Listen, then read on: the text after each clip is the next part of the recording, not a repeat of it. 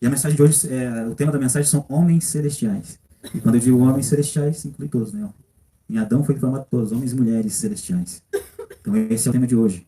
E eu quero ler um texto com vocês que está ali em 1 Coríntios, do verso 15 a 45 ou 50, que diz assim: Pois assim está escrito: o primeiro homem, Adão, foi alma vivente. O último, porém, é espírito vivificante. Mas não é o primeiro o espiritual, e sim o natural. Depois o espiritual. Pois o primeiro homem,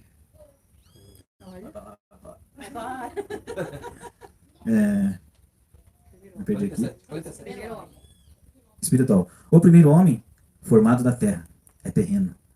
O segundo homem é do céu. Como foi o primeiro homem o terreno, tais são também os demais, homens terrenos. E assim como é homem celestial, assim como é homem celestial, tais também os celestiais. Assim como trouxemos a imagem do que é terreno, devemos trazer a imagem do celestial. Isto afirma, irmãos, que carne e sangue não podem herdar o reino de Deus, nem a corrupção herdar a incorrupção. Então, o que a gente entende desse texto aqui? A gente entende que o primeiro Adão é o primeiro Adão, lá com a Eva. Depois que eles comeram do fruto, né, teve a queda do homem e é o mundo como a gente conhece. Então, depois de Adão, todo homem é terreno. E o homem terreno a gente sabe como é que é. O homem terreno é cheio de defeitos, cheio de falhas, pecados. Né? Esse homem terreno a gente conhece bem. O homem que a gente não conhece, que a gente está lutando para chegar, é o segundo homem. É o homem espiritual. Que diz, então, se Adão é todos nós somos terrenos, em Cristo todos nós somos celestiais. Né? Só que a gente não pode olhar com esse olhar de que um dia ele vai ressuscitar e vai dar um corpo glorificado. Não, a gente tem que... É hoje. Porque assim, a gente vai ver Paulo dizendo assim, que nós habitamos um corpo terrestre, mas nós ansiamos por ser revestidos. Para a gente ser revestido, algo tem que ser mudado antes. Né?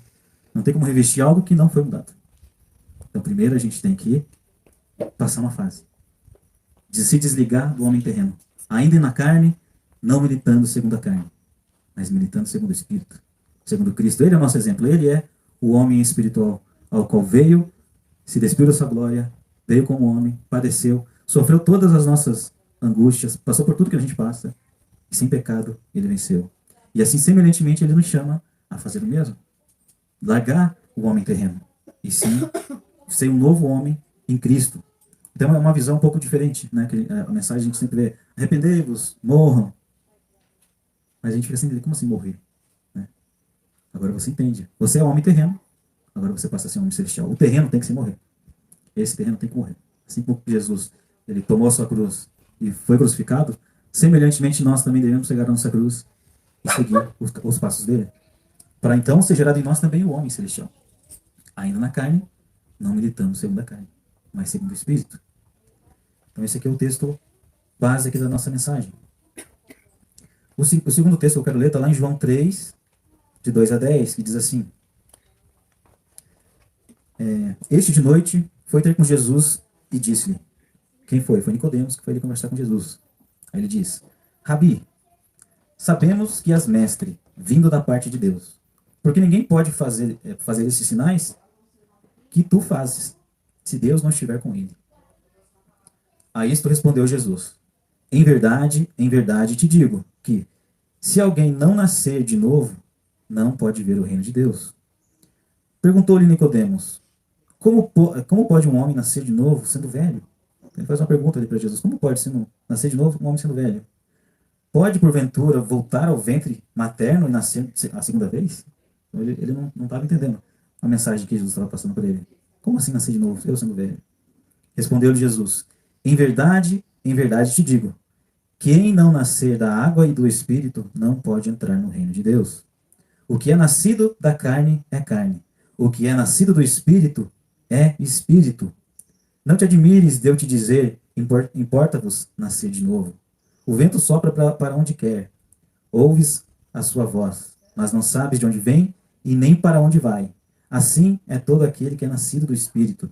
Então perguntou-lhe Nicodemos: como pode suceder isso? Acudiu Jesus: Tu és mestre em Israel e não sabe compreender essas coisas?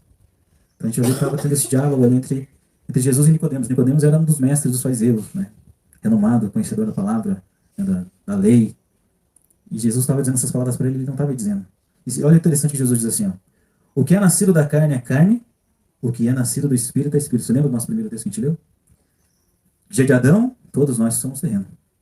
O que é nascido da carne é carne. Porém, em Cristo, todos somos semelhantemente celestiais. Então, o que é nascido da carne é carne, e o que é nascido do Espírito é Espírito. E aqui a gente vê claramente que Jesus está dizendo isso aqui, né? Somando lá 1 Coríntios com aqui. Esse é o nascer de novo. Aquele que não nascer de novo, não pode herdar o reino. Lá em Lucas 9, 23 e 25 diz assim, dizia a todos, se alguém quer vir após mim, a si mesmo se negue, dia a dia. Aqui em outros evangelhos a gente não tem essa expressão dia a dia. Aqui em Lucas a gente vê que existe a expressão negue-se a si mesmo dia a dia. Tome a sua cruz e siga-me. Pois quem quiser salvar a sua vida, vai perder. Você consegue entender agora com mais profundidade essas palavras? O que ele está dizendo aqui? Né? Quem quiser salvar a sua vida, vai perder o homem terreno. Quem quiser viver em espírito, tem que matar o homem terreno. Quem perder a vida por amor, por minha causa, esse a salvará. Que proveito tem ao homem ganhar o mundo inteiro, se vier a perder ou causar dano a si mesmo? Em outros evangelhos que adianta ganhar o mundo inteiro e perder a sua alma. Aqui a gente começa a entender então o que Jesus estava dizendo lá para Nicodemos. O que ele quer que a gente faça? Que é o morrer, o terreno, e viver segundo o Espírito. Aí eu trouxe uma série de textos aqui que ele vai estar dando uma linha de raciocínio para a gente estar seguindo. Lá em João 14, verso 12, diz assim, em verdade, digo, aquele que crê em mim também fará as obras que eu faço. E outras maiores fará, porque eu vou para junto de meu Pai. Agora a gente consegue entender também outras coisas que, ao nosso ver, é impossível. Por exemplo, eu vou orar para um enfermo, e aquele enfermo é curado, mas como? Né? A gente se questiona, como que pode Deus, a gente fazer isso acontecer? Agora a gente entende o seguinte, quando você está andando em espírito, então você é a habitação do próprio Deus. Então, nosso Pai Celestial, nós somos filhos celestiais e habitação do nosso Pai. E se o Pai está em nós, nós faremos as obras de Cristo assim como Ele fez. Né, irmãos? Então, aquele que crê em mim fará as obras que eu faço.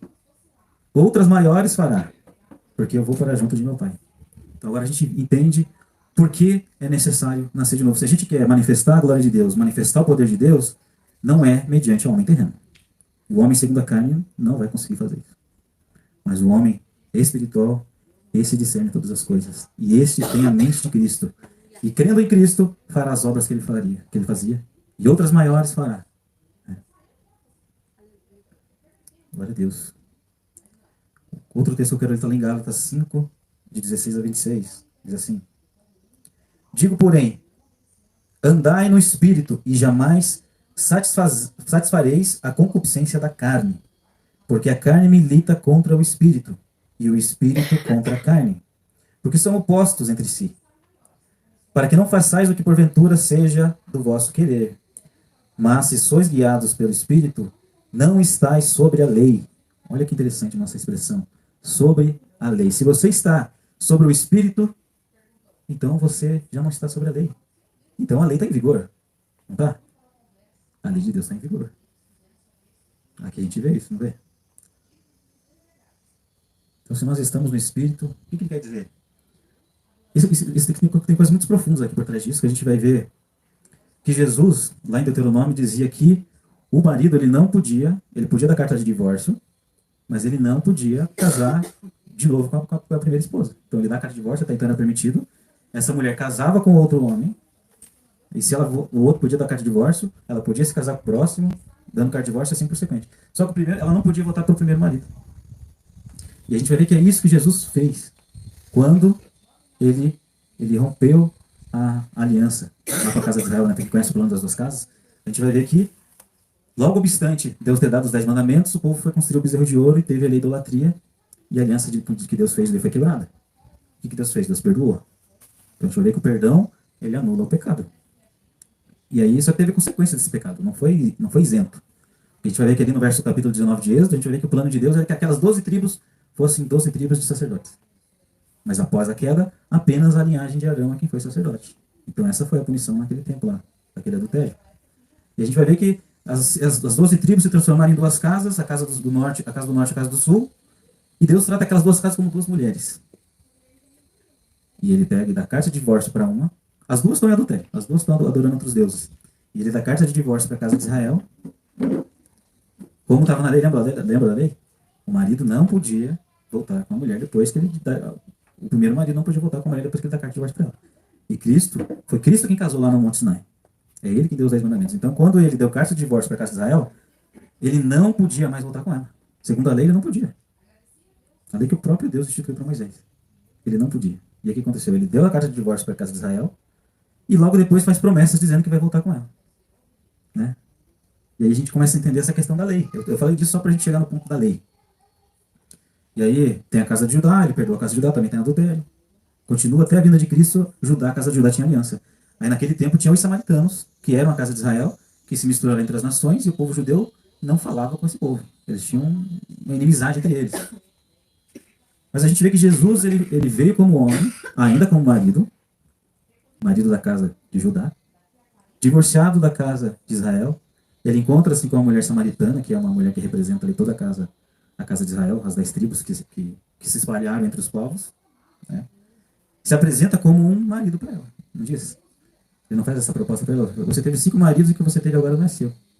Né?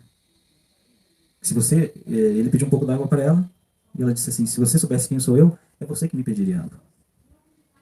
E ela diz assim, mas como que eu vou te pedir água se você nem tem um balde para pegar água?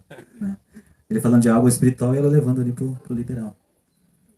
E aí o que ele faz? Jesus, ele morre. Então quando o marido morre, a mulher está desobrigada da lei conjugal, como está lá em Romanos 7. E ele diz assim, semelhantemente nós. Então ele aplica a lei do casamento e aplica também nós. Nós temos que morrer para que essa lei, para que a gente possa casar com o marido. Consegue entender agora? A gente precisa morrer para poder casar com o marido. Assim como o marido morreu, a mulher está desobrigada da lei conjugal. Mas agora, para se casar de volta, ele é o mesmo marido, ele morreu. Mas a lei não diz nada sobre morrer. A mulher não podia voltar só para o primeiro marido. Né? Mas como ele morreu, ele foi superior à lei. E semelhantemente, nós temos que morrer também. Né? Largar a natureza terrena para então ser, ainda na carne, ainda hoje, ser homens celestiais hoje. E para um dia ser revestido de glória. Mas para nós sermos revestidos de glória, primeiro tem que se mudar o interior. Né? Porque se o nosso interior a gente for um homem terreno, como é que o homem terreno, a Bíblia diz, não diz, carne e sangue não pode herdar o reino. Mas o homem espiritual, esse vai herdar o reino. Amém? Então contei essa, só para a gente entender sobre a lei. Porque se vocês estão no espírito, voltando lá ao texto, se vocês estão no espírito, então não tem nem mais lei para vocês. Eu tenho um exemplo que a minha irmã deu também que é interessante, que é, você tem uma dívida de uma casa. Você está lá, as parcelas há 30 anos para pagar. Você pagou 2 anos. E aí você morreu. E aquela dívida sua, o que aconteceu com a sua dívida? Foi quitada. Você não tem mais como pagar aquela dívida. O que aconteceu com a dívida? Então aí aquela dívida acaba. Por que a gente tem que morrer? Se a gente anda segundo a carne, então a nossa dívida está ali. Está ativa. Né? A nossa dívida, enquanto nós estamos na carne, nós estamos em dívida. Ainda conhecendo a Deus, conhecendo o Evangelho, estando na carne, estamos em dívida. Mas se a gente morrer, não estais sob a lei. Interessante, né? Então, se você matar, isso você, só de você eliminar o homem terreno, você já elimina muitos problemas, eu digo assim, de doutrinário. Muitas coisas que são carnais, que o povo discute e não faz sentido algum. Né? E você passa a ser então um homem celestial, porque em Cristo nós somos celestiais. E o plano de Deus é esse, é transformar homens terrenos em homens celestiais. E os homens celestiais não são como os homens terrenos. Esses homens celestiais, eles têm o próprio Deus habitando em si. Então, quando você diz, aquela palavra tem poder. Quando você impõe as mãos, aquilo ali tem poder, porque o próprio Deus está impondo as mãos também. Só que Deus ele distribui entre as pessoas para que a pessoa não fique gloriada que tem tudo. Eu faço milagre, eu falo língua, interpreto ainda, eu cruzo o escanteio e o cabeceio. Né? Então, para não haver a soberba, Deus ele divide isso no corpo. Deus ele vai despertar isso em vocês, o desejo de fazer algo. E ali, normalmente aquilo que mais te incomoda é o que Deus vai usar para você fazer. No meu caso, é a palavra. Me incomodava muito as pessoas pregando errado. Me incomodava ver aquele interesse financeiro. Falei, mas a mensagem do evangelho não é isso, cara. Não é isso. Preciso fazer alguma coisa. Aí vem aquela revolta assim de você, não. Vamos reunir, vamos mostrar para essa galera aqui como é que é. No meu caso foi assim. Então, normalmente aquilo que te incomoda é ali que Deus quer te usar. Né? Pelo menos comigo foi assim. Não precisa ser uma regra, né? Mas no meu caso fez sentido. Aquilo que eu fugia era aquilo que eu tinha que fazer. É. Também. Às vezes aquilo que você está evitando é aquilo que você tem que fazer. Você acha difícil? Você acha que não consegue, né? Deus te capacita. Verdade, verdade. Então, continuando ali a leitura. Mas se sois guiados pelo Espírito, não estáis sobre a lei. Sobre a lei. Mas as obras da carne são conhecidas. São a prostituição, a impureza, lascívia, idolatria, feitiçaria, inimizades, porfias, ciúmes, discórdias, dissensões, facções, invejas, bebedices, gludonarias e coisas semelhantes a esta. A esse respeito, quais eu vos declaro, como já outrora vos preveni, que não herdarão o reino de Deus os que tais coisas praticam. Porque se vocês praticam essas coisas, claro que a gente entende que é pesado. Né? A gente olhar assim, pô, a gente irá, se a gente se irritar, a gente está sendo na carne. Mas o que tem que existir em nós é uma luta. Né? O que tem que existir em nós é uma luta. Você se irou? Senhor, me perdoa, Senhor. Eu quero ser diferente. Vai lá, pede perdão. Se você ofender alguém, vai lá, pede perdão. Cuidai-vos, mas não pequeis. Enquanto ainda não sai pela boca, essa é uma batalha interna. Mas se sair também, se arrependa. Magoa a pessoa, pede perdão, fala, olha, eu agi segundo o homem terreno, me perdoa. Né? Todos os dias, todo dia. Por isso que Jesus diz, dia a dia, negue-se a si mesmo. E você precisa matar você mesmo para você fazer essas coisas. Porque o homem terreno jamais ia fazer um negócio desse. Irei, gritei, tchau. O que eu quero saber? Tô certo. Então a gente vê que agindo dessa forma, nós não herdaremos o reino. Por isso que tem que existir essa luta entre carne e espírito, porque a carne ela milita contra o espírito e o espírito contra a carne. E como que a gente vai alcançar esse nível aqui de frutos do espírito? Logo em seguida ele vai falar sobre os frutos do espírito. Só tem duas receitinhas: oração e jejum. O jejum você luta contra você mesmo. Você para de comer ou corta alguma coisa que você gosta de fazer e nisso você controla seus impulsos. Você está querendo comer aquela vontade de você não. Então você vai treinando. Mesma coisa da fé, você vai exercitando esse autocontrole de você mesmo, de você se controlar só a ira. Então se você controla a fome, você controla a ira. Você controla várias coisas que o corpo te pede. Então esse é o exercício. Mas a gente vai ver que fazer jejum e com os frutos da carne não dá muito certo. Então a gente tem que estar lutando. Você pode, no início, é sempre um processo, né? Você nunca, quando você vai andar de bicicleta, você pega a bicicleta, cai um tombo, pega de volta, cai um tombo, até que você consegue andar. Assim também vai ser nessa caminhada aqui. A gente não vai conseguir, por exemplo, eu comecei um jejum hoje, eu falei abobrinha ali, cancela esse jejum, já não vale mais. Né? Não, vai lá, pede perdão, sempre perdoa. Você tá lutando para não fazer. Da próxima eu vou lutar para não fazer. Eu vou engolir aqui, vai chegar aqui, né? E assim a gente vai vencendo a carne. Aí continuando a leitura diz assim, não herdarão reinos que tais coisas praticam. Aí ele vai falar agora, mas o fruto do Espírito é amor, alegria, paz, longanimidade, benignidade, bondade, fidelidade, mansidão, domínio próprio. Contra essas coisas não há lei.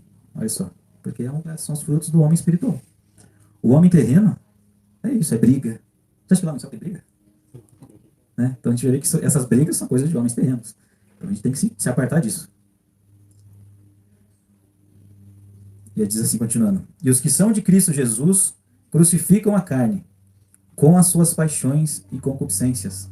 Se vivemos no Espírito, andemos também no Espírito.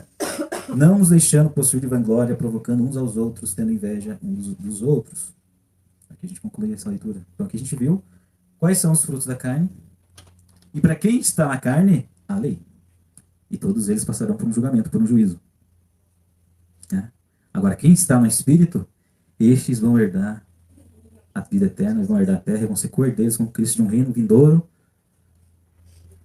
que a gente não tem ideia de como vai ser, mas a gente olha toda essa criação que Deus fez, é muito bonito, é perfeito, Deus passa, vê a diversidade de frutas, e a gente vai reinar sobre isso aqui. Só que por um mundo de paz, onde as nações serão felizes, não vai haver injustiça, esse vai ser o reino de Deus. E é para isso que Deus está nos chamando. É para uma vida eterna. A nossa vida, se a gente for comparar com uma eternidade, o que que são? São 10 minutos de vida. Tem um vídeo que fizeram do apóstolo Paulo, ele dá um exemplo assim que o reino de Deus é como as águas do mar, né?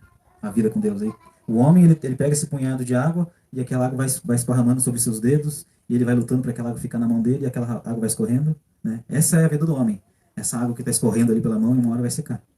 Mas a vida com Deus é o resto do mar, é o resto do oceano. Então a gente consegue ter uma dimensão do que é o reino de Deus, né? Uma vida eterna. A gente não tem ideia do que é isso, né? Mas o Senhor, ele nos chama hoje para sermos homens celestiais, manifestar o poder de Cristo no meio dos homens. Embora na carne, não militamos segundo a carne, mas em espírito nós viveremos. Na 2 Coríntios 10, de 3 a 5, diz assim: porque embora andando na carne, não militamos segundo a carne, porque as armas das nossas milícias não são carnais, e sim poderosas em Deus para destruir fortalezas, anulando nós sofismas e toda altivez que se levanta contra o conhecimento de Deus, e levando cativo o pensamento à obediência de Cristo. Nós precisamos levar cativo tudo à obediência, a não manifestar aquelas obras da carne, lutar contra a carne. Essa é a nossa principal luta, irmãos. É isso que nos separa da vida eterna. Nós mesmos. A nossa própria carne. Tem o diabo, tem seus anjos, mas eles conseguem influenciar. Mas quem consegue executar é você. Porque se a culpa fosse deles, vocês não tinham culpa, né? Então nós temos a nossa parcela de culpa. Né? Aí eu vou ler mais um texto aqui que está lá em Marcos 16, de 15 a 20, que diz assim: e disse: ide por todo mundo, pregai o evangelho a toda criatura. Quem crer e for batizado será salvo. Quem, porém, não crer será condenado. Estes sinais hão de acompanhar aqueles que creem. Em meu nome expelirão demônios, falarão novas línguas, pegarão em serpentes, e se alguma coisa mortífera beberem, não lhes fará mal. Se impuserem as mãos sobre enfermos, eles ficarão curados. De fato, o Senhor Jesus, depois de lhes ter falado, foi recebido nos céus e assentou-se à destra de Deus. E eles, tendo partido, pregaram toda parte, cooperando eles o Senhor, e confirmando a palavra por meio de sinais que seguiam.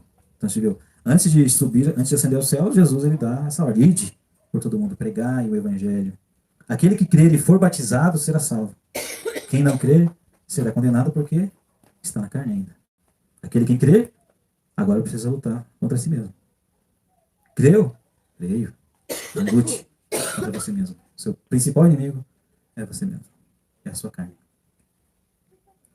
Aí ele diz assim: se impuserem as mãos sobre os enfermos, ficarão curados. Se vão expelir demônios, vão ressuscitar mortos. Tudo isso aqui foi dado já para o homem. Homem espiritual. Por isso que quando você está na carne, você já fica até naquela, né? Sabe que você errou, de repente tem alguém doente, fala: nossa, e agora? Né? Preciso pedir perdão para Deus primeiro. Você já sente já incapaz já de fazer, né? Você já viu que você já deu aquela patinada. 1 Coríntios 2, do 1 ao 5. A gente vai ver uma série de textos, mas todos estão caminhando para a mesma ideia, né? Diz assim: eu, irmãos, quando fui ter convosco, anunciando-vos o testemunho de Deus, não fiz com ostentação de linguagens ou de sabedoria, porque decidi nada saber entre vós, senão a Jesus Cristo, a este crucificado. E foi em fraqueza, temor, em grande tremor, que eu estive entre vós. A minha palavra e a minha pregação não consistiam em linguagens persuasivas de sabedoria, mas em demonstração de espírito e de poder, para que a vossa fé se apoiasse para que a vossa fé não se apoiasse em sabedoria humana, e sim no poder de Deus. Então a gente vê o apóstolo Paulo ele dizendo, né, que ele foi da igreja e ele não foi. Paulo tinha muitas experiências com Deus. Foi arrebatado aos céus, não sei se nesse tempo aqui ele já tinha, né? A gente vê que ele foi arrebatado aos céus, teve várias visões, viu coisas que não é lícito dizer aos homens. E ele, apesar de todas essas coisas, ele disse assim: entre vocês nada eu decidi saber, por não mostrar. Eu vejo que ele não está querendo mostrar soberba, né? Eu conheço, não, eu sou mais conhecedor. Tipo, acaba gerando isso. Quanto a gente mais estuda, mais a gente busca, vai aumentando essa coisa em nós e a gente precisa baixar. Né? Que diminuiu para que ele cresça, né? Quanto mais eu já passei por isso, irmãos. Todo o conhecimento que eu recebi, aquilo lá, por mais que a gente tente controlar, ainda assim a gente se coloca num. A gente vai se elevando. Né? Numa discussão, a gente quer jogar ali, ó. É isso aqui. Né? Paulo fazia muito isso também, né? Para argumentar nas sinagogas. Então ele ia debater com o povo lá sobre as escrituras. Isso é válido, né? Ou a gente não pode fazer com o intuito de querer ser maior, de querer se engrandecer. Né? Então vamos seguir o exemplo de Paulo, né? Entre os irmãos, nada sei. Bem sei o Cristo crucificado. É isso que. Né? E eu não vejo assim vocês apenas com palavras de sabedoria, mas com o poder de Deus. Né? Esse é o que sustenta a fé, como ele diz aqui, né? Para que a vossa fé não se apoie em sabedoria humana, e sim no poder de Deus. Né? Diante de milagres, prodígios, maravilhas. É isso que a fé do povo está. E eles sendo conduzidos, assim como Paulo já estava manifestando, Paulo estava pregando para levantar mais pessoas para fazer o mesmo. Porque Deus ele tem um chamado para todos nós. Eu não sei qual é o chamado de vocês, mas Deus sabe. E Deus vai falar com vocês qual é o chamado de vocês. Outro texto que eu quero ler aqui, diz assim, está lá em 1 Coríntios 12:12. Diz assim, 2 Coríntios 12:12. Pois as credenciais do apostolado foram apresentadas no meio de vós, com toda persistência por sinais, prodígios e poderes miraculosos. Então a gente vai ver que Paulo já não era mais do que o homem terreno. Paulo já estava sendo um homem celestial, e como homem celestial, não existe nada que não seja possível. Né? Não para se vangloriar, né? Como ele dizia, nada decide saber, mas para demonstrar o poder de Deus e confirmar a palavra que é dita, né? A palavra que é ensinada. A gente vai ver isso lá em Romanos 15. Romanos 15, 18 e 19 diz assim: porque não ousei porque não ousarei discorrer sobre coisa alguma, senão sobre aquelas que Cristo fez por meu intermédio, para conduzir os gentios à obediência. Qual que era o objetivo? Conduzir os gentios à obediência, por palavra e por obras, por força de sinais e prodígios, pelo poder do Espírito Santo, de maneira que desde Jerusalém e circunvizinhança até Lírico tenho divulgado o Evangelho de Cristo, com sinais, com poder, para conduzir os gentios à obediência. O que a gente vê aqui? A gente vê que aí a gente tem que entender um pouquinho sobre a eleição. A gente vê que existem os eleitos, que têm a fé para crer, mas tem as nações que precisam, ainda Deus manda, ide por todo mundo pregar o Evangelho. As nações também precisam saber do Evangelho. Né? E precisam ser conduzidos à obediência. Por isso é pregar o arrependimento. Arrependa-se, pois é chegado o reino de Deus. Só que as nações elas só vão crer mediante os sinais, mediante a cura, mediante a manifestação de poder. E isso vai fortalecer também a fé dos irmãos, com cura, com sinais. Né? Só para lembrar os irmãos, no último encontro que a gente teve aqui, tinha a irmã Luísa, que ela veio de muleta, né? Tinha quebrado a perna, tinha recém tirado ali o gesso da perna, ela não conseguia pôr os pés no chão, porque o joelho dela saiu do lugar, ela ia ter que fazer cirurgia. Nós estávamos aqui orando, de repente aquela irmã começou a pular. E eu olhei para ela, nossa, Deus falou com a irmã, né? Só que eu esqueci da perna dela. Aí, de repente, ela começou a falar mais alto, falei, nossa, irmã, tá? Deus falou com ela, amém. De repente chegou o Alexandre para mim assim, irmão, tá acontecendo. Tá acontecendo. Eu falei, tá sim, irmão, tá acontecendo. Né? Só que eu estava me lembrando de outras situações, né? Dos milagres que estavam acontecendo. Assim, meu irmão, você não viu ali a irmã pulando? Eu olhei assim, isso sem palavras. Eu vi a hora que você ficou pasmo, assim, sabe? Eu falei, se eles estão pasmos, eu tô mais ainda. Não acreditava. A gente viu alguém com uma amuleto, com a perna quebrada, começar a pular e glorificar. Ela tava chorando de dor na perna, ela não conseguia levantar para comer. E ela não tá mais com muleta, né? Por enquanto, as mulheres queriam de salto. Gente, pelo amor de Deus, o milagre da cabeça da cara dura. Então a gente viu aí os sinais diante de nós, diante do povo de Deus. Isso, irmãos, é para fortalecer a nossa fé e para mostrar que a gente está no caminho certo, né?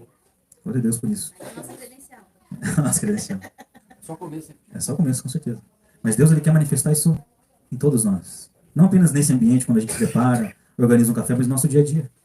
Né? Pessoas, de repente, você vê alguém com dor do seu lado e você sabe que você pode, pelo menos, ir ali tentar. Você não sabe o que vai acontecer, a gente não sabe se vai acontecer a cura. Mas você vai lá, impõe as mãos, ora e se curar. Né? Se não curar, você vai lá, não posso fazer uma oração? Você vai lá, ora, em nome de Jesus, toda dor vai embora. E ali sumiu a dor. Aí você já vai gerar uma musculação da sua fé ali, né? Você está exercitando a fé. E é assim que você vai exercitar a sua fé. É no dia a dia, é no momento que Deus vai preparar. Esses dias eu estava fazendo uma caminhada. Raramente eu faço caminhada. Mas eu estava fazendo uma caminhada. Aí eu vi uma pessoa assim, com uma máscarazinha assim, com uma dor no dente, assim, né? Aí isso era domingo, no outro dia era segunda. Na segunda-feira eu estava fazendo essa caminhada, logo depois da cura lá da irmã Luísa, né? Eu estava correndo lá e eu pensei, poxa, eu podia orar por ela, né? Aí fui desacelerando, não, vambora, bora. Não. Mas vamos voltar, né? Eu conversando comigo mesmo, né? Não, vamos lá, vamos então. Aí eu cheguei lá e... Entrou num acordo com Eu fui lá, cheguei e falei com ela assim, ó, irmã, posso orar por você? Vi que você tá com dor no seu dente. Aí ela falou, não. E eu falei, ixi, não era a resposta que eu esperava. Não é uma luta contra comigo mesmo para ir lá fazer o chamado e vou lá ainda. Ela fala, não. Vai, então tá bom, irmão. Então, Deus abençoe. E foi fazer a minha caminhada, mas foi algo que foi gerado em mim para fazer aquilo, entendeu? É uma atitude que quem vai fazer isso? Né? E Só- muitas vezes a gente não faz com medo de receber um não. Eu nem sabia, eu não imaginava que ela ia falar não, porque senão não tinha. Eu achei que eu ia lá orar por ela e no máximo, não tem, ainda tô vendo ainda.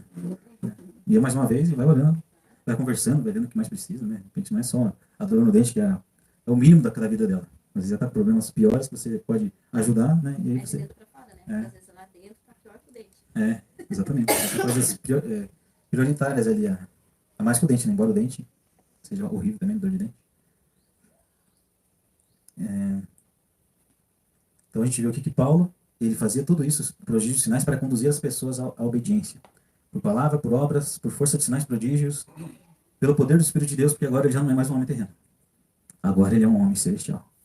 E o homem celestial faz essas coisas com naturalidade. Você consegue viver, não muda, parece que não dá na minha cabeça dá uma estralada assim. Pô, é um homem celestial. Para um homem celestial, tudo é possível. Desde que, de acordo com a palavra, né? A gente não pode, né? Vou montar agora um hospital para curar as pessoas, né? Recebo, pode ir. Não nesse intuito, né? Porque o homem, o que mais corrompe o homem é isso. É o dinheiro. É o amor ao dinheiro, é o que é a raiz de todos os males, conforme diz a palavra, né? Mas se a gente está fazendo isso com o intuito de ganhar almas, de povoar, fazer o chamado, né? Tudo que a gente trabalha aqui por Cristo, Ele vai nos recompensar, né? Se nós abandonamos pai e mãe, Ele vai dar um monte de pai e mãe para você. Ele mesmo diz, né? Os apóstolos perguntam assim, nós que deixamos tudo, família, vocês vão ser 100 vezes mais irmãos, 100 vezes mais mães, tudo mais, né? Porque a família de Deus é grande. Então você vai trabalhar para Deus e você vai alcançar muitas pessoas através da sua vida, né? Em Atos 19, 11 a 12 diz assim, e Deus pelas mãos de Paulo fazia milagres extraordinários, ao ponto de levar aos enfermos lenços e aventais do seu uso pessoal, diante dos quais as enfermidades fugiam das suas vítimas, e os espíritos malignos se retiravam. O interessante aqui, a gente viu, e Deus, pelas mãos de Paulo, fazia milagres extraordinários. Paulo não está mais aqui, mas e Deus? Deus, ele está aqui. Né? E Deus, ele quer continuar fazendo esses sinais para conduzir os povos à obediência. Porque nós estamos aqui nessa vida hoje foi pela desobediência de Adão e Eva. Né? Então todo mal acontece por causa da desobediência. E a gente tem filho, né, irmãos? A gente sabe. A gente ama o filho, por isso que a gente corrige. Né? A gente vê o filho errando, a gente sabe onde é que ele vai dar, fala, não. Ela vai chorar, vai achar ruim. Mas ela não sabe que é pro bem dela. Assim é Deus com a gente também. Deus, ele nos trata como filhos, e todo filho ele corrige.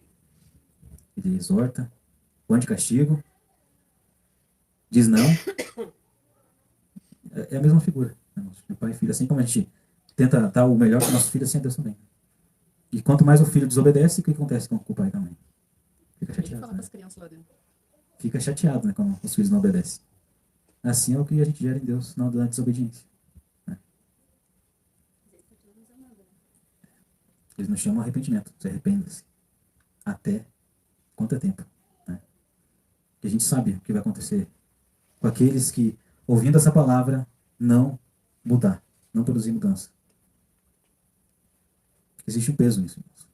Né? Hoje pode ser que a gente não sinta nada desse peso, mas existe um peso nisso. É isso, tem que nos gerar temor. A gente vê lá o episódio de Ananias e Safira, que eles tinham uma propriedade, e eles foram lá e venderam a propriedade, e eles iam dar lá para Pedro o valor para eles, que eles estavam vendendo tudo lá e entregando para os apóstolos para eles viverem tudo em comum. Né? Aí eles venderam a propriedade, foram lá e deram parte da venda, e ficaram com a parte. E Pedro, guiado pelo Espírito, estava ali, isso aqui é tudo? Aí ele falou, é tudo. Aí ele falou, porque mentiste a Deus, não mentiste ao homem, você mentiste a Deus, você vai... E ele caiu duro no chão. Logo depois veio a esposa dele. Esse terreno que foi vendido por passar por isso aqui? Ela sim confirmou. Porque mentiste a Deus, então também você vai. E aquilo ali a gente vê que no texto ele diz assim, que aquilo gerou grande temor no povo, né? Por causa desses sinais. Que não é brincadeira, né? E isso foi depois da ressurreição de Cristo, né? Isso. E nem Cristo nem os apóstolos pediram nada para ele, né? Não. É. Eles foram livres para dar Sim, mas mentiram. eles podiam falar, não, a gente vai ficar com a parte que a gente precisa e a gente quer dar essa parte. Não mentiu, era só falar isso. Mas porque mentiste a Deus e não ao homem, eles caíram duro no chão. E isso gerou grande temor. Então a gente precisa receber essa palavra também com grande temor. Ainda que não venha alguém cair na nossa frente dura, mas o temor tem que existir. Né? Mas às vezes a morte é espiritual. Sim, sim. Mas a gente não esperar algo acontecer para gerar temor. A gente precisa temer, entender a responsabilidade, né? Que nós estamos no mundo em trevas, irmãos. No mundo jaz maligno. E esse mundo, e o Deus desse século cegou o entendimento de muitos para que não creiam no Evangelho. Por isso que existe uma guerra. E essa guerra muitas vezes vai sair do espiritual e vai vir para o carnal mesmo. A gente vai ver que na vida dos apóstolos, na vida de Cristo, por manifestar os poderes do homem celestial, então eles foram perseguidos. Eles foram açoitados, porque você está no seu ambiente. Nosso ambiente é celestial. E vai se repetir, já começou. Já. E se a gente olhar para o mundo, verdade, se a gente olhar para o mundo hoje, o que está acontecendo com o mundo, irmãos? Você não vê o mal avançando cada vez mais? Com seus ideais, com seus objetivos, deturpando a criação. Agora a mulher não é mulher mais. O aborto está aí. Eu vi essa semana no YouTube lá essa negócio do presidente aí tá tentando. Vai pro Senado de novo, seja aprovado. Eles vão tentar aprovar esse negócio aí que não existe sexo, que pode casar com filho, filho com filho. Jesus. Tá, foi, voltou e agora vai ser votado de novo. E como é que fica o homem celestial diante disso? É guerra. É guerra declarada, irmãos. Falar da ferida e colocar o dedo na ferida. E esse que está no poder aí é um demônio. Que tá. E tem muita gente que caiu na dele, né? Imagine mulher com mulher casando, gente. Homem com homem. A minha filha, que tem a pequenininha, antes dele tomar posse, ela dizia para todo mundo, pelo amor de Deus, não vote nele. Pensa uma escola pública liberada para menino e menina, o que não vai virar? Mas o mundo que a gente está é isso. O mundo da carne, o mundo das obras da carne é isso. Isso já vem acontecendo desde lá do início. Né? Se a gente olhar lá para Sodoma, a gente vai ver que os anjos entraram na casa de Ló e aqueles homens batiam na porta lá de Ló lá para que queriam se relacionar com os anjos. Né? Então a gente vê que essa coisa está cada vez... Então o que a gente vai ver? A gente vai ver que o mal será manifestado e vai enganar muitos, e aquele que é apaixonado pelas trevas não vai querer sair. Agora, aquele que não gosta dessas coisas, quando vê a luz, vai querer se aproximar da luz. E nós precisamos ser essa luz, precisamos ser a luz diante dos homens. Não podemos deixar acontecer nada. Que as nossas obras venham ser manifestas, o poder de Deus venha ser manifesto, para que venha trazer essas pessoas das trevas para a luz. E esse é o nosso trabalho. Só que é um trabalho que muitas vezes pode ser pedido no nosso sangue. Como é dito para Esmirna, ser fiel até a morte e te darei a coroa da vida. Olhando como corpo, muitos de nós vamos morrer. A gente não sabe qual de nós, o que vai ser pedido de nós, mas pode chegar a esse ponto. E o homem carnal não vai querer se submeter. O homem carnal ele vai aceitar. Por isso que nós devemos ser homens espirituais. Para que a gente vença a nós mesmos e toda a tentação que o mundo tem. Ontem à noite eu estava pensando nisso. Passei a tarde toda vendo louvor e orando a Deus pelos familiares que eu tenho, né? Que dão aí ponta cabeça nas coisas do mundo. E a gente vai querer falar de Deus para ele. É uma ofensa. Sabe? Manda calar a boca. Não venha falar. Por favor, não me mande mais isso. Sabe? Então, isso arrependo de ser por ele. É aquele negócio, não tem outra situação também que o próprio Jesus, no meio dos seus ali, eles, como é ser filho de Deus? Você é filho de José. Né? Então o próprio Jesus, por causa da credulidade, ele diz assim, né, os profetas não são recebidos bem na sua própria casa. O mesmo acontece comigo. Né? Então a gente é bem visto pelos de fora, pelos de longe, né? Pelos de dentro já conhece as nossas falhas, já sabe onde a gente errou, onde a gente tropeçou. E aí não tem aquela mesma consideração, né? Faz parte, né? Essa parte da rejeição, assim, faz parte. A gente sabe que lá dentro, na nossa cidade,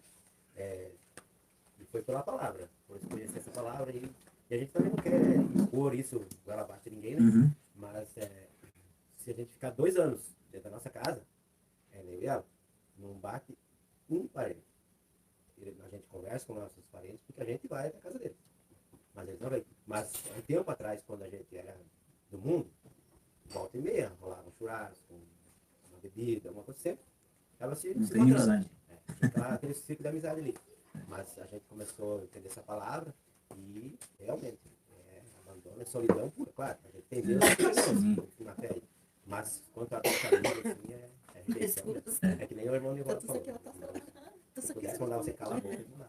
Quer pegar um xaropinho? Vamos lembrar que Jesus falou, né? Ele Eu veio tenho trazer anemia os pediátrica, é bem bom, é natural. A nora com Já sogra, tomou a colherinha dele. o pai, pai, filho. Eu cada passo... Essa divisão Já deixou é dito registrado já, né? no nosso- É. pra nós termos conhecimento. Uhum. Parece que dá algum momento conflita, né? Como é que Jesus veio trazer divisão? Mas para se cumprir, né? Alguns vão crer, outros não, então ali já gera divisão. Inevitável. A gente tem que se acostumar, né? Porque faz parte da caminhada, a rejeição. Quero ler outro texto com vocês, que está lá em Atos 3, do verso 2 ao 10. Era levado um homem coxo de nascença, ao qual punham diariamente a porta do templo, chamada Formosa, para pedir esmolas aos que estavam. Vendo ele a Pedro e João, que iam entrar no templo, implorava que lhe dessem uma esmola. Pedro, porém, fitando juntamente com João, disse: olha para nós. Então eles viram lá o coxo diante da porta e dizem assim: olha para nós. E ele olhava atentamente, esperando receber alguma coisa. Né? Fica assim, é agora que eu vou ganhar. Pedro, porém, lhes disse: não possuo nem prata nem ouro, mas o que eu tenho, isso te dou. Em nome de Jesus Cristo Nazareno, anda. E tomando pela mão direita, o levantou. Imediatamente os seus pés e seus tornozelos se firmaram. De um salto, se pôs em pé. E passou a andar e entrou com eles no templo, saltando e louvando a Deus. Viu todo o povo a andar e louvar a Deus. E reconheceram ser ele o mesmo que esmolava, assentando à porta formosa do templo. E se encheram de admiração e assombro. Por isso que lhes acontecera. Então eles ficaram espantados. Imagina você conhecer alguém e esse alguém ser levantado diante dos olhos. E a gente viu que isso acontece nos nossos dias. Né? Nós tivemos o testemunho da irmã Luísa recentemente. Glória a Deus por isso. Que o reino de Deus não consiste apenas em sabedoria, em conhecimento, mas também em poder. Como homens celestiais. E esse é o tema de hoje, irmãos. Homens celestiais. É isso que eu quero gerar em vocês, irmãos. Vocês são homens celestiais. E para ser homens celestiais, vocês precisam entrar em luta contra vocês mesmos. Lutar contra a carne, lutar contra os seus desejos, tudo aquilo que te afasta de Deus. Para que vocês venham manifestar estas coisas que Pedro, que Paulo, que Felipe, todos eles manifestaram, vários os discípulos manifestavam esses sinais. Porque já não eram mais homens terrenos, mas homens celestiais. Lá em Atos 9, 36 a 42. Havia em Jope uma discípula por nome Tabita. Nome que, traduzido, quer dizer Dorcas. Era discípula, era ela notável pelas boas obras e esmolas que fazia. Como ela era notada? Pelas boas obras e esmolas que fazia. Ora, aconteceu que naqueles dias que ela adoeceu e veio a morrer. E depois de levarem, puseram-no no cenáculo. Como Lida é perto de Jope, ouvindo os discípulos que Pedro estava ali, enviaram-lhe 2 homens que lhe pedissem: não demores para vir conosco. Pedro atendeu e foi com eles. Tendo chegado, conduziram-no para o cenáculo. E todas as viúvas o cercaram, chorando e mostrando-lhe túnicas e vestimentos que Dorcas fizera enquanto estava com elas. Então a gente vê que Dorcas, ela fazia costuras, ela estava ajudando ali as viúvas.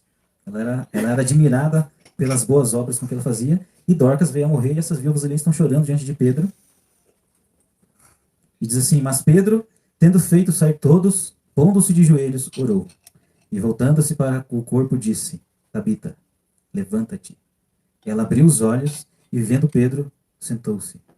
Ele, dando-lhe a mão, levantou-a e, chamando os santos, as viúvas, especialmente as viúvas, apresentou-a viva. E isso se tornou conhecido em toda Jope, e muitos creram no Senhor. Você está vendo o que aconteceu depois disso, irmãos? Muitos creram no Senhor. Aqui a gente vê o objetivo. Existe sempre um objetivo que Deus quer cumprir. E muitos creram no Senhor. E Pedro estava ali, homem celestial, manifestando o poder de Deus através de suas mãos. Orou, Dorcas era uma discípula, reconhecida pelas suas boas obras. Era ela notável pelas boas obras e esmolas que fazia. Ela era Deus aqui na terra. Sendo justa, sendo bondosa. E isso é que nós devemos ser, irmãos, assim como Dorcas, assim como Pedro, assim como Paulo. Eles nos mostram como nós devemos viver, porque eles são imitadores de Cristo. E assim, semelhante a eles, nós também temos que ser imitadores de Cristo e manifestar também o poder de Deus.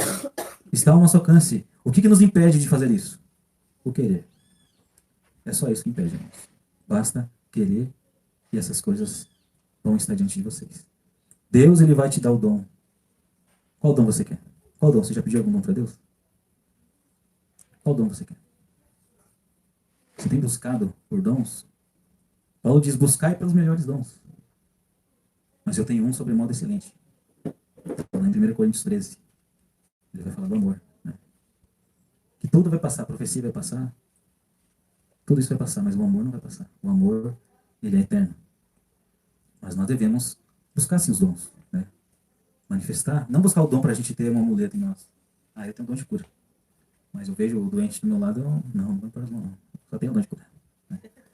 Você tem que usar. Assim como Pedro foi lá, usou, ele orou, se ajoelhou, apresentou, fez a oração ali para Dorcas e ela viveu. Levanta.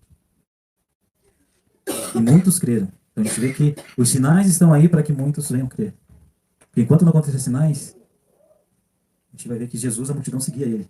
Claro que alguns seguiam por motivos errados, mas quem vai separar os peixes é Deus. A gente tem que pescar. Né? Quando ele voltar, ele vai separar os cabritos das ovelhas. Amém? E aqui eu tenho aqui um texto aqui que é direcionado para as mulheres. Que está lá em 1 Pedro 3, do verso 1 ao 4, que diz assim: Mulheres, sede vós igualmente submissas ao vosso próprio marido, para que, se ele ainda não obedece à palavra, seja ganho sem palavra alguma, por meio do procedimento da sua esposa, ao observar o vosso honesto comportamento e cheio de temor. Não seja o adorno da esposa, que é exterior, como frisado de cabelos, adereços de ouro, aparato de vestuário. Seja, porém, o homem interior do coração, ungido ao incorruptível, trajado de um espírito manso e tranquilo, que é de grande valor diante de Deus. O que ele está dizendo aqui? Em resumo, mulheres, se o vosso marido ainda não obedece à palavra, ganha ele sem palavra alguma, pelo bom procedimento, pelo homem interior, que ele diz aqui, né? Que não seja o seu adorno, os seus brincos, que seja a sua beleza, o seu óculos, que seja a sua beleza, mas seja, porém, o homem interior do coração, ungido ao incorruptível. O que ele está dizendo aqui? Uma mulher celestial. Bem? Seja uma mulher celestial. Seja um homem celestial. Aplique os valores eternos já, hoje, para que e anseie o revestimento de glória. Que nós habitamos em corpo terrestre, ansiando por um revestimento, não querendo ser despidos, a gente não quer morrer, a gente quer ser revestido do incorruptível. Bem? Atos 8, de 5 a 13. Felipe, descendo a cidade de Samaria, anunciava-lhes a Cristo, e as multidões atendiam, unânimes, as coisas que Felipe dizia, ouvindo-as e vendo os sinais que ele operava. Olha só, Felipe desceu a Samaria, falar sobre Cristo, as multidões atendiam unânimes as coisas que Felipe dizia, ouvindo-as e vendo os sinais que ele operava. Pois o espírito imundo de muitas pessoas, pois o espírito imundo de muitos possessos saíram gritando em alta voz, e muitos paralíticos e coxos foram curados. Você viu Felipe? Felipe é um dos 7 diáconos que foi erguido ali em Atos. E aqui ele está, os apóstolos foram lá, impuseram as mãos sobre ele, abençoaram o ministério dele e agora está ele aqui. Impondo as mãos sobre os paralíticos e coxos, eles ficaram curados. Pois os espíritos imundos de muitos possessos saíam gritando em alta voz. Olha só, saíam gritando em alta voz. E houve grande alegria naquela cidade. Por que será, irmãos, que houve grande alegria naquela cidade? Ora, havia certo homem chamado Simão que ali praticava mágica, iludindo o povo de Samaria, insinuando ser ele grande voodoo, grande mágico, ao qual todos davam ouvidos, do menor ao maior, dizendo: este homem é o poder de Deus, chamado o grande poder. Então a gente tinha um mágico lá que era Simão, ele estava lá fazendo truques de mágica e dizendo que ele era poderoso. E o povo acreditava, do menor ao maior estava acreditando que Simão era esse homem.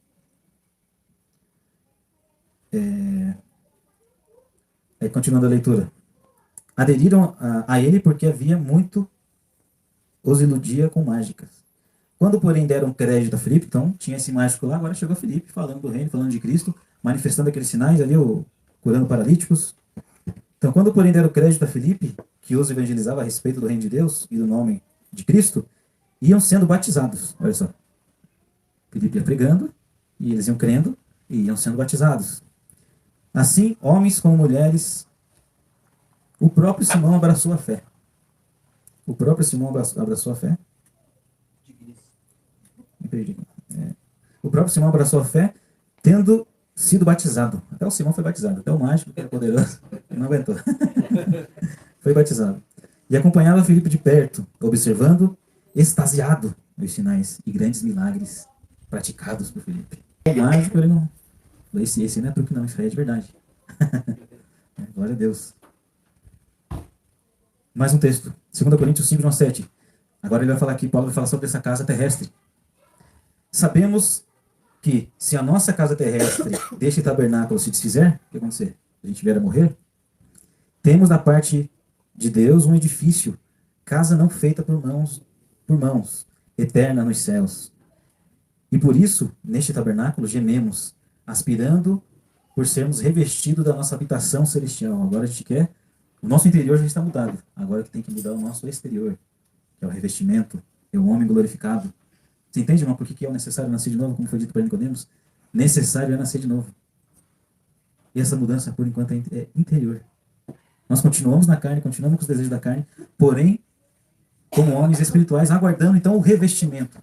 E aí vem a eternidade. Então, Paulo ele considera a nosso corpo como uma casa terrestre desse tabernáculo. A habitação celestial. Então, e por isso, nesse tabernáculo, gememos, aspirando por sermos revestidos da nossa habitação celestial. Se todavia formos encontrados vestidos e não nus. Se a gente estiver nus, aqui entende que a gente está na carne, né? Pois na verdade, os que estamos neste tabernáculo gememos angustiados, não querendo ser despidos. A gente está aqui nesse tabernáculo não querendo morrer, né? Não querendo ser despidos desse tabernáculo. Mas revestidos para que o mortal seja absolvido pela vida. Ora, foi o propósito de Deus que nos preparou para isto, outorgando-nos o poder do Espírito. Temos, portanto, sempre bom ânimo, sabendo que enquanto no corpo estamos ausentes do Senhor, visto que andamos por fé e não pelo que vemos. Então, enquanto nós estamos no corpo, andamos pela fé e não pelo que vemos. Andamos como Filipe, andamos como Pedro, andamos como Paulo, exortando, corrigindo, manifestando poder, sinais para conduzir os povos à obediência. E para que muitos venham a crer nesse evangelho. Rejeitar a mensagem quando a gente diz é fácil. Mas diante de uma cura, de um milagre, eu quero ver essas pessoas rejeitarem e dizer: não, isso é coisa da sua mente. A sua mente produz isso, sua mente é poderosa. Você consegue curar. O homem consegue se curar a si mesmo. Não. Existe sim um poder no homem, que ele consegue sim no consciente, né? Mas é Deus é quem faz, é Deus é quem fez. E todo o poder são coisas que o homem não consegue fazer. Mas existem coisas que o homem consegue. No caso de hipnose, ali, o cara vai lá e hipnotiza, a pessoa começa a ver, né? Essas coisas sim são possíveis, mas pela capacidade que Deus tem colocou o nome também, né? Ali em Hebreus 3, de 2 a 20, diz assim: o que é fiel, aquele que constituiu, como também era Moisés, em toda a casa de Deus, Jesus. Todavia sido considerado digno de tanto maior glória que Moisés. Quanto maior honra tem a casa daquele que a estabeleceu. Então é Cristo que estabeleceu a casa. Ele tem maior honra que Moisés. Pois toda casa é estabelecida por alguém. Mas aquele que estabeleceu todas as coisas é Deus. Moisés era fiel em toda a casa de Deus, como servo, para testemunho das coisas que haviam de ser anunciadas. Cristo, porém, como Filho de Deus, em sua casa, ao qual somos nós. Nós somos a casa de Cristo. Se guardarmos firmes até o fim a ousadia da exaltação da esperança. Assim, pois, como diz o Espírito Santo, se hoje ouvirdes a sua voz, não endureçais o vosso coração, como foi na provação, no dia da tentação no deserto, onde vossos pais me tentaram, pondo-me à prova, e viram as minhas obras por 40 anos. Por isso me indignei contra essa geração e disse: estes sempre erram no seu coração. Eles também não conheceram os meus caminhos. Então aqui a gente vê que Cristo, ele é o estabelecedor dessa casa. Ele tem maior honra que Moisés. E essa casa somos nós, a que ele estabeleceu. A casa formada, a habitação formada de homens celestiais. Agora a gente vai ler um texto aqui em Hebreus. Lá em Hebreus 12, de 1 a 10, diz assim: portanto, também nós, visto que temos arredondar-nos de tão grande nuvem de testemunhas, desembaraçando-nos de todo o peso do pecado que tenazmente nos assedia, corramos com perseverança a carreira que nos está proposta, olhando firmemente para o autor e consumador da fé, Jesus, ao qual, em troca da alegria que lhe estava proposta, suportou cruz, não fazendo caso da ignomínia, e estando assentado à destra de Deus, ele, tendo toda a alegria, ele passou por todo o sofrimento. Considerai, pois, atentamente aquele que suportou tamanha oposição dos pecadores contra si mesmo, para que não vos fatigueis desmaiando em vossa alma. Ora, na vossa luta contra o pecado, ainda não tendes resistidos até o sangue. E estáis esquecidos da exortação que, como os filhos, discorrem convosco. Filho meu, não menospreze a correção que vem do Senhor. Nem desmaies quando for por ela reprovado, quando és reprovado, porque o Senhor é quem corrige a quem ama e açoita todo filho a quem recebe. É para a disciplina que perseverais. Deus vos trata como filhos. Pois que filho há que o pai não corrige? Como a gente vê aqui o exemplo do pai. Nós temos um pai celestial e ele tem filhos celestiais. E o pai, ele corrige seus filhos. Todo pai corrige o filho. Se ele vê que o filho está indo para um caminho ruim, o pai vai corrigir. E o filho, por certo momento, fica triste. Ele chora, não entendendo por que o pai está corrigindo. Assim também é nosso Deus. Ele nos corrige, o nosso Pai Celestial. Além disso, tínhamos os nossos pais segundo a carne, que nos corrigiam, e os respeitávamos. Não havemos de estar em muito maior submissão ao Pai Celestial? Então viveremos? Se nós obedecemos aos nossos pais terrenos, nós não devemos obedecer ao nosso Pai Celestial com muito mais rigor, com muito mais temor? É isso que o texto está dizendo aqui.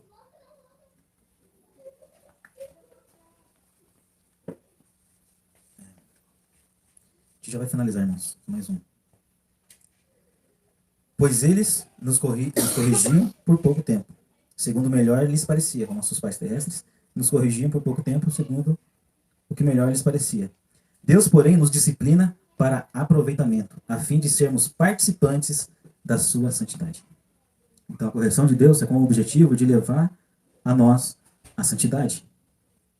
Os nossos pais terrenos nos corrigiam, como eles achavam certo, como eles achavam corretos. Mas o nosso Pai Celestial, ele nos corrige. E se ele não nos corrige, então nós não somos filhos. Então, se nós somos filhos, seremos corrigidos por nosso Pai Celestial. Para nos conduzir à santidade. Aí, lembrando do que a gente viu. É necessário nascer de novo. É necessário matar o homem terreno, que de Adão todos nós somos terrenos, mas em Cristo nós somos celestiais. Então é necessário matar o homem terreno para que o celestial viva, ainda nesse tabernáculo terrestre, como diz Paulo aqui. E nós ansiamos não por ser despido desse tabernáculo, mas nós ansiamos por ser revestidos da glória eterna. Revestidos no corpo desse celestial. Nosso interior agora já é transformado. Mas agora nós aguardamos o revestimento que é por fora agora. Vai ser visível. Vão ser vestes resplandecentes, como diz em Apocalipse. O linho fino são as obras dos santos. Paulo diz assim, há brilho entre estrelas e estrelas. Há estrelas que brilham mais, quando a gente olha para o céu, a gente vê que tem estrelas que brilham mais e tem estrelas que brilham menos. Brilham menos, mas são estrelas. E isso mostra aqui pra gente, quando a gente olha para o céu. Quando a gente olha para o céu, a gente vê as trevas e vê as estrelas brilhando. E assim Deus, quando olha para a terra, ele vê também as trevas e vê as estrelas brilhando. E aquelas estrelas que estão brilhando mais são aqueles que estão servindo mais. Aquelas que estão brilhando menos são as que estão servindo menos. Mas ainda são estrelas. Nem todo mundo é cabeça, nem todo mundo é mão. Cada um está numa parte do corpo. E Deus, ele distribui os dons, os talentos entre o corpo. Uns são mestres, outros são apóstolos, presbíteros, bispos, diáconos. Então cada um é chamado para uma área, né? Para completar o ministério. E ali em Apocalipse 2:5, para a gente concluir, diz assim: lembra-te, pois, de onde caíste, arrependa-te e volte à prática das primeiras obras. E se não, venho a ti e moverei do seu lugar o teu candeeiro, caso não te arrependas. Aqui são a carta para as 7 igrejas, e aquelas 7 igrejas, elas representam a plenitude da igreja. Então tudo que é dito para as 7 é dito para nós. E diz assim: lembra-te, pois, de onde caístes, arrependa-te e volta à prática das primeiras obras. Se não, venho contra ti e moverei do seu lugar o teu candeeiro, caso não te arrependas. Apocalipse 2:21 diz assim: e disse-lhe, dei-lhes tempo para que se arrependesse. Ela, todavia, não quis se arrepender da sua prostituição. E para a gente concluir, Apocalipse 3. Ser vigilante e consolida o resto que estava para morrer, porque não tenho achado íntegras as tuas obras na presença do meu Deus. Lembra-te, pois, que tens recebido e ouvido, guarda-o. Arrependa-te, porquanto se não vigiares, virei como ladrão, e não conhecerás do modo algum que ora virei contra ti. Então ele vai vir como ladrão, para aqueles que não estão antenados. Então a gente vê ali que ali em Apocalipse Deus diz assim, para aqueles que são da igreja: arrependa-te até que eu venha. Volte às primeiras obras. Quais são as primeiras obras? As obras ali de Paulo, as obras de Pedro, as obras de Felipe. Essas são as obras de Cristo que nós devemos manifestar, né? E a gente vê que Felipe ia pregando e ele ia batizando as pessoas. Então todos é necessário arrependimento. Para aqueles que já são filhos, que estão andando segundo a carne, arrependa-te. Arrependa-te até que eu venha. E viva, seja esse homem celestial que Deus, nosso Pai Celestial, quer que a gente seja. Que a gente seja em luz em minhas trevas. E a gente só vai ser luz em minhas trevas quando a gente manifestar a justiça de Deus, que é libertando o cativo, dando liberdade aos presos, curando enfermos, vestindo os nus, dando comida aos famintos. Essas são as obras do homem celestial. E são nessas obras em que nós devemos andar. Amém?